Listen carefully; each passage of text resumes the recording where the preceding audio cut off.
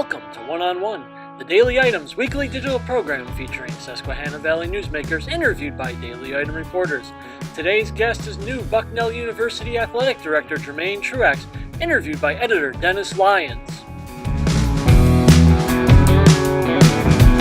It's cloaked in stunning designer attire, a statement of fashion from every angle, unashamed of its opulence, but nothing you didn't already expect from Lincoln. Unveil innovation with purpose. The all-new 2018 Lincoln MKZ. Or blur the lines between comfort and exhilaration. The 2018 Lincoln MKX. The feeling stays with you. Sunbury Motors Lincoln, run by the Mertz family since 1915.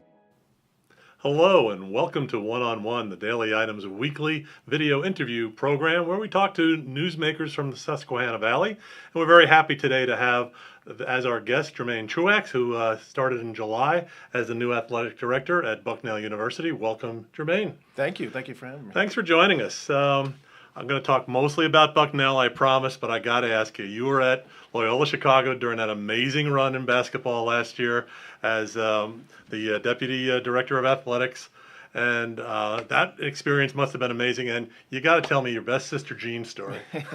Well, it was phenomenal, and not only for what it did for the institution, but the way the nation responded to us, the way the city responded to us, really phenomenal. And for the institution to really understand the value that athletics can bring, very, very special. Like Sister Jean, very, very special. And of course, she just turned 99, I think. Wow. 3 or 4 weeks ago, so 98 during the run. And you know what I tell people is my understanding is she is not in the wheelchair because she is 99 years old. She is in a wheelchair because she broke her hip getting into an Uber. And so if you can imagine a 98-year-old woman getting into an Uber in Chicago, and that's how she got in the wheelchair. But my entire time there, she'd walk around campus. She's so great, not only for the student athletes and the men's basketball specifically, but certainly the rest of campus. She has her own Sister Jean room right in the student center, the Damon Student Center, and the students talk to her all the time. Just a phenomenal woman. And I saw she met Bill Clinton, President Bill Clinton, a few weeks ago, maybe more now, but she's become internationally known. That was actually him meeting her. Exactly. She's now internationally known, but well-deserved and special woman. Okay, well, some people probably already know this, but for those few that might not, let's talk about your background just a little bit. You played football at Edinburgh University, and you were a defensive back? I was, and so I played football, basketball at high school. I tell people I chose football because I'm 5'10", and so I was a cornerback. Played at Edinburgh. Very, very successful. Head coach was Lou Tepper. We were top 15 my time there. 3 straight conference championships, playoffs. I was a team captain. So I had a great experience as a student athlete. From Edinburgh, I actually went to Arena Football League and spent a season in San Jose. Okay. And spent a season there. And this was really when... Did you ever think of playing? I thought about it. I was a little injury prone. I mean, again, I had a successful career, but it's particularly when I got there and I was watching them, and I thought to myself, I can play with these guys. I can guard these receivers. Now, I could have been a bit delusional, but you have to have that confidence as a quarterback, as a corner, to be able to guard receivers and cover receivers. So I was tempted a little bit, but I knew my path of wanting to be in college administration. So went San Jose doing player personnel. So the scouting and operations, and really parlayed that experience to a summer camp with the Buffalo Bills. And so spent doing very, very similar things. So, and that was just summer, so a couple of months, short stint. But to see it from a college perspective and a professional perspective, really invaluable for me. So I went from, after Buffalo Bills, I went back to grad school in Slippery Rock, and then St. Bonaventure was my first Division I college job, and then I went Bowling Green to Loyola Chicago, and now obviously here. Somewhere in there you did do a little college football coaching, right? I did do coaching, and that was when I went to St. Bonaventure. St. Bonaventure didn't have football in the A-10, and some of them do in that league, but they didn't. And I was able to go to Alfred State and coach defensive backs for my time at St. Bonaventure. So a few years there and got that coaching experience as well. So I tell people kind of that well-rounded, more you can do. So a former student athlete, was in professional sports, college athletics, also coached it a bit, and pursuing my doctorate as well. So that's important because obviously education is. And your doctorate in? All but dissertation, leadership studies. Okay. Now I'm going to have a hard time figuring out how to finish that. So we're all going to now. have to call you Dr. Truax now? If I can finish it, given the time demands of being an athletic director, but I've come so far, so I have to figure that out. Okay, well, now let's fast forward. You came to Bucknell in July. Tell me a little bit about what attracted you to Bucknell. Really, one thing keeps coming to mind, particularly because I just heard it again this weekend where we inducted Hall of Famers.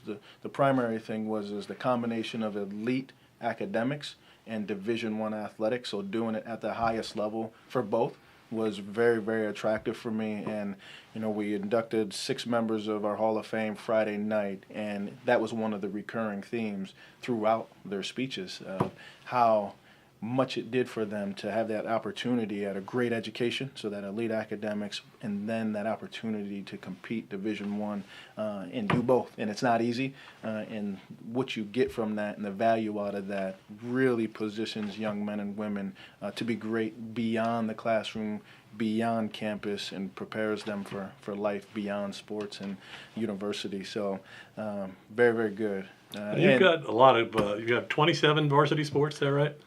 And I guess something like 40 intramural sports, so that's an awful lot. It is a big shop, and 27 sports and 750 plus student athletes and intramural club sports. And so athletics alone is over 20% of the student population, so enrollment with a 3,600 enrollment. And so when you add in the club and intramural sports, it's probably somewhere around the 30%-ish, or maybe a little more. Not sure the exact number on that piece, but it's a big shop and a big part of what Bucknell is, and so it's good, and it's kept me busy, certainly. I'm sure it has. You have quite a good number of impressive facilities on campus there too, and most recently the new the Graham Wrestling Center. And you've got a big wrestling match coming up the end of November, is that right? We do. We have Penn State coming into town, and actually Bill Graham was one of our Hall of Fame inductors. He's a major benefactor to the university, but his generous support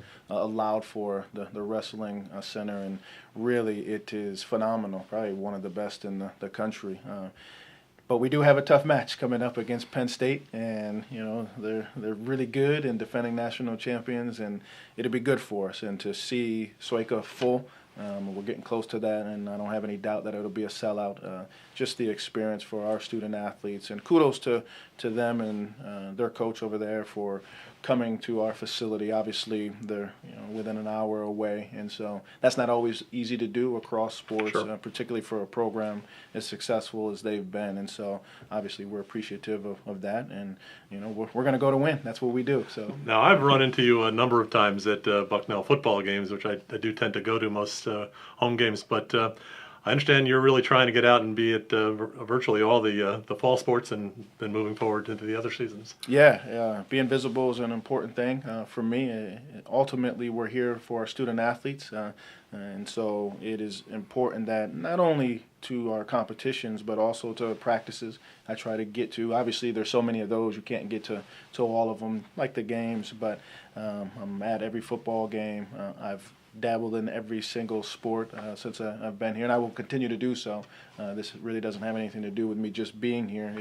That's just how I operate, and I want to see our student athletes perform in their different competitive arenas, and I know it's important to them, and it's important to me. So ultimately, we're here for them. I must admit, I do see you inside the ropes sometimes on the football sidelines. I got to wonder what you're thinking. Are you still the player who wishes he was still out there? Well, probably not, because I'm sure I'll get injured, as you get a little older, those Achilles injuries and those types of things. But, I'm still competitive, and so you think you can still do things that you can't. But, yeah, I'll leave it to the 18 to 22-year-olds who are far better than I am. But, yes, I do have some flashbacks sometimes of wishing I was still out there, because those are the best moments, and those are where all the memories are made. And obviously I enjoy what I do now professionally, but those 4 or 5 years, those you're not going to get those back. And so particularly for a sport like football where you play so few number of contests, you really try to maximize each one and have a great time while you're out there. So, but no, I'll leave it to them. Certainly. Okay, well, we're talking to Jermaine Truax, the new athletic director at Bucknell University. You're watching One on One, and we'll be back with more after this. It's cloaked in stunning designer attire, a statement of fashion from every angle, unashamed of its opulence, but nothing you didn't already expect from Lincoln. Unveil innovation with purpose. The all-new 2018 Lincoln MKZ. Or blur the lines between comfort and exhilaration. The 2018 Lincoln MKX. The feeling stays with you. Sunbury Motors Lincoln, run by the Mertz family since 1915. We're back on One. I'm Dennis Lyons, the editor of the Daily Item, and my guest today is Jermaine Truax, the new athletic director at Bucknell University. And we've been talking a little bit about what's going on now at Bucknell. Let's talk a little bit about the future. I know obviously you're still finding out where all the keys fit in the doors and Sure. and whatnot. But you've been around now a few months. What are you seeing? And is there a vision, short term, at least for you, and then maybe a longer term vision moving forward? Yeah, I would say more big term, which is for me, is to position us to be the preeminent program in the Patriot League with a strategic focus on winning in the classroom, winning in the community, and winning in our competitive arenas. I'm competitive. I want to win in all of those areas. I don't think you have to sacrifice any one of those. And the great thing is we've done that historically. So it's, for me, how do we take it to the next level? And what is the next level? And well, there's a lot to that. And so we've measured ourselves by the Patriot Cup, the President's Cups within the Patriot Leagues. Which where you've won quite a bit. We've won more than anyone in history. And so, but we haven't in the last couple years. So can we find a way to, would I say, reclaim our spot atop the league? You think about the success we've had in, say, a basketball, particularly on the men's side, as of really historically. Women, as of late, have been very, very successful. And so, we've gotten to the tournament on the basketball side, but how can we be one of the best mid-major programs in all of Division I? So thinking differently about those things. Obviously, I can go right down the list. There's many of them, but men's lacrosse, very, very successful. Just our women's field hockey, Jeremy Cook, he just won his 100th game, and they've just made the playoffs for the 11th consecutive year, and women's soccer. And so again, we have so many competitive programs, putting it all together again to reclaim our spot atop of the league.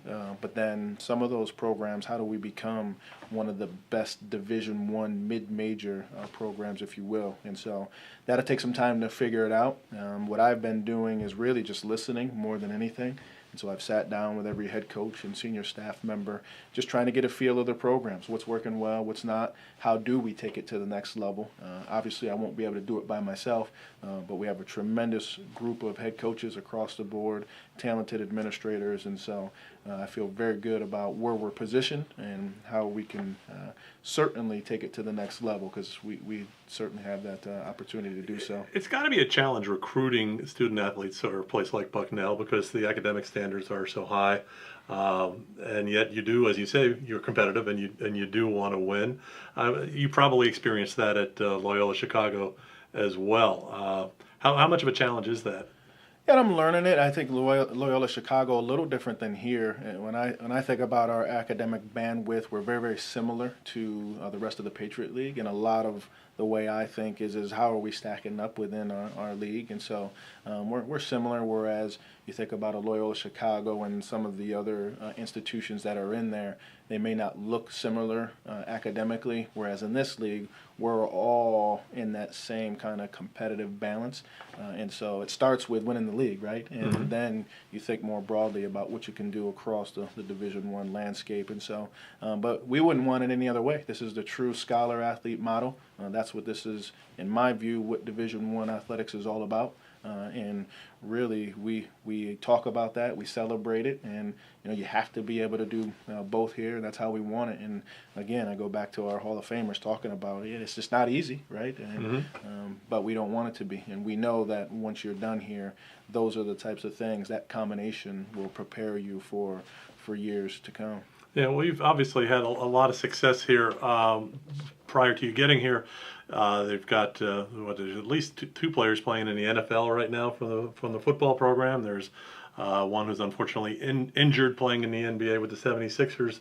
But obviously that's not what this is all about. As you said, you've got an awful lot of kids here who are just going to play sports in college and have a great experience doing that. So that's really, although you want to win on the big level and the big games and all that, that's really kind of the focus, isn't it? It is, and I mean, on some level, that statement is true across Division I and really all of college athletics. We know that the very few student athletes are going to go pro in their sport, right? Mm-hmm. And so you hear it all the time. You're going to go pro in something outside of your sport, and that's no different here, right? And so that's where the academics are so important to what we do, really across the country, but here as well. And so, but we still want to compete, right? Sure. And so that's where I went, and I talked about a little earlier of you don't have to sacrifice both. You can be, or either. I mean, you can be great at both. And again, you've just mentioned some of the highlights who have gone to professional sports,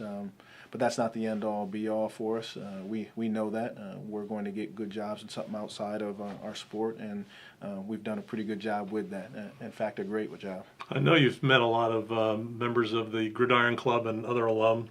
What are you hearing from them? What are they hoping for you? What are they looking for you to do? Well, what I love is they're so passionate and they're so excited that I'm here, and so that's good. Everybody's been so welcoming, and so as I've said, I'm just trying to get people into the fold. It takes a village, right? And so as we look across all of our 27 sports, how do we do it together? And it's just not coaches, it's not just our student athletes or staff.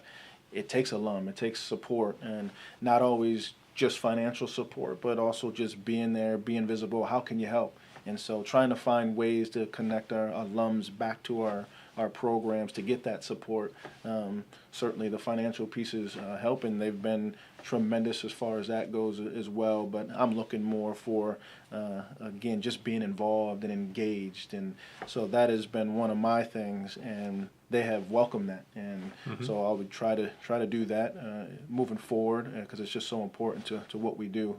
But I'd rather have them passionate like they are than apathetic, and so Sure. They have been, and they reach out to me, and I engage with them, whether it's in person, through email, on the phone, Twitter, whatever it may be. I try to be responsive, and it's been great. What about the students? Have you gotten a chance to talk to non-athlete students on campus and get a sense of what they're all about and their interest in the sports programs? Not as much yet. Certainly if they come to, say, our tailgates at football, I try to get out and walk around and say hello to them, thanking them for coming, appreciate the support. But I haven't had a chance to just walk around and get a sense of our students. Probably at some point I will. You will do the that. basketball games. Oh yes. So I'm looking forward to that. Everybody tells me wait to basketball season, and so no, it can I'm be excited. crazy at Psycha. There's no question about it. But it's a good atmosphere, and they do for the most part. Maybe not an early season game against a non-league opponent, but they'll when the games are counting. Right. You'll see them out there. But they're so important to what we do, and we want them to come to all of our sports. Ultimately, I say the students drive the energy, whether it's football, soccer, basketball, and so they're so important to it. And so, in such an intimate campus, we want athletics to be one of those things that unites campus, and students are such a big part of that. So I will get out and kind of figure out what attracts them to our different contests and games, because we want them there. But we also want to get out and support some of their initiatives as well from an athletic perspective. So it's a two-way street, but our students are so important to what we do, and so trying to hear their stories and kind of what attracts them is on the agenda as well. Good. Well, as someone who's moved around a lot, I've been involved in an awful lot of different newspapers. I know what that's like. I had 4 kids, and you've moved here with a wife and 3 children. 3 children. How's that going? So far, so good. I have 2 girls and a young son, so 16, 5, and a 15-month-old son. My kindergartner has adjusted well. She probably doesn't know any different. Sure. When we were moving here from Chicago to here. We told her going to kindergarten, so in part she probably thinks this is just kindergarten. Right. And then a 16-year-old, very, very resilient. She's bounced around, such is the life when you work in athletics. That for can be many of tough. us, it can be. I moved his son for his senior year of high school, and I didn't think he was ever going to forgive me, actually. But having this family support is important. And it is. What's nice now, though, is when I was growing up, it was pen pals to try to stay connected to your friends or whomever. And now, with FaceTime and the technology, social media, my daughter's still friends with some of her friends who she had at Bowling Green, and so it's not being there physically, but the connectivity is just so different than what it used to be. It helps. Still not ideal, certainly. It's hard to move, particularly at that age, but the technology has helped with some of that. Well, again, as someone who's moved around quite a bit, I generally come to town with a few early goals. Do you have some early goals that you're trying to focus on right now? No, I actually don't. I take a different approach just because I've bounced around a little bit. I've talked holistically, like I mentioned earlier, about the vision and how to get there. That roadmap will come through a strategic plan. Mm-hmm. I've been listening more than anything. I don't believe in a cookie cutter approach. I don't believe that what worked at Bowling Green will work here, or what worked at Loyola Chicago would work at a St. Bonaventure. I just think, yes, there are some things that are consistent across how we operate within Division I, but each place has its own people, its own cultures, its own rhythm. And so I've been just trying to understand that cadence before I walk in and say, okay, here's my goal, here's my objective. This is really about serving our student athletes and our coaches at a high level and giving them the support they need so that they can be successful. Well, 4 months in, I don't know what that is. And so it's really just trying to understand that before you start making decisions about how to move forward. Okay, well, Jermaine Truax, thank you very much for joining us. Thank you. We wish you all the luck. Appreciate it. And you've been watching One on One. Hope you'll join us again next Thursday for another edition. Thanks for watching One on One.